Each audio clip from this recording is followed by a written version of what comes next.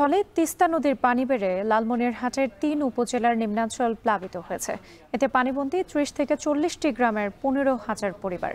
বিস্তারিত জানাতে আমাদের সঙ্গে যুক্ত হয়েছেন আমিনুল বাপ্পি। বাপ্পি, এখন পর্যন্ত কি পরিমাণ মানুষ পানিবন্দী রয়েছে এবং দুর্গতদের সহায়তায় কোনো উদ্যোগ নেওয়া হয়েছে কিনা? এছাড়া তিস্তার সবশেষ পরিস্থিতি জানতে চাই আপনার কাছ থেকে।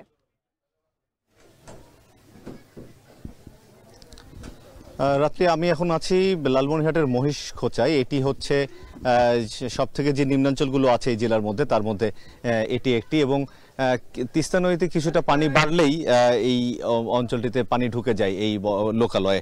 এবং মোটামুটি আমি যতটুকু জানতে পেরেছি যে লালমনিরহাটের 3টি উপজেলা সদর, আদিতমারি এবং হাতীবান্ধা, এই 3 উপজেলার প্রায় 15,000 পরিবার পানিবন্দী হয়ে আছে, যাতে মানুষের সংখ্যা প্রায় 70 থেকে 80,000-এর মতো। এই মানুষগুলো এখন পর্যন্ত পানিবন্দী আছে। এবং তবে একটি ভালো দিক হচ্ছে যে স্কুল বন্ধ, যার কারণে শিক্ষার্থীদের স্কুল যাওয়ার যে ব্যাঘাতটা ঘটে আমরা অন্য সময় দেখেছি, সেটি এবার ঘটেনি।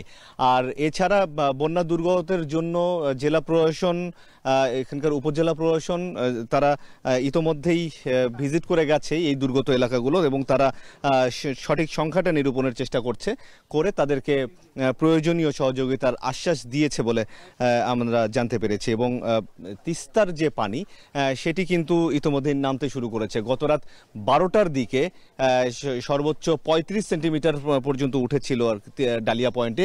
সেটি আমরা আজ সকাল 6টায় 10 সেন্টিমিটার উপরে, সকাল 7টায় 5 সেন্টিমিটার উপরে, এবং তারপরে বিপদসীমার নিচ দিয়ে প্রবাহিত হতে দেখেছি। কিন্তু ডালিয়া পয়েন্টে নিচ দিয়ে প্রবাহিত হলেও যেহেতু এই নিচু অঞ্চল হওয়াতে পানি আগেই ঢুকে গেছে, তো এখানকার স্থানীয় মানুষ যারা বলছেন যে এটি হয়তো আজকে সন্ধ্যার বা রাত নাগাদ হয়তো এই পানিটুকু এই লোকালয় থেকে নেমে যাবে। তবে তাদের একটাই কথা যে প্রত্যেক বছর এই বন্যা আসে, ত্রাণ আসে, কিন্তু তিস্তা যে খোঁড়ার বিষয়টি, তিস্তা খননটি হয় না। তাদের দাবি একটাই, তিস্তা খনন যেন দ্রুত হয়। তো রাত্রি এই ছিল আমার কাছে লালমনিরহাট থেকে সবশেষ অবস্থা। তিস্তা নদীর পানি বেড়ে লালমনিরহাটের 3 উপজেলার নিম্নাঞ্চল প্লাবিত হয়েছে। এ নিয়ে বিস্তারিত জানাতে আমাদের সঙ্গে যুক্ত ছিলেন সহকর্মী আমিনুল বাপ্পি।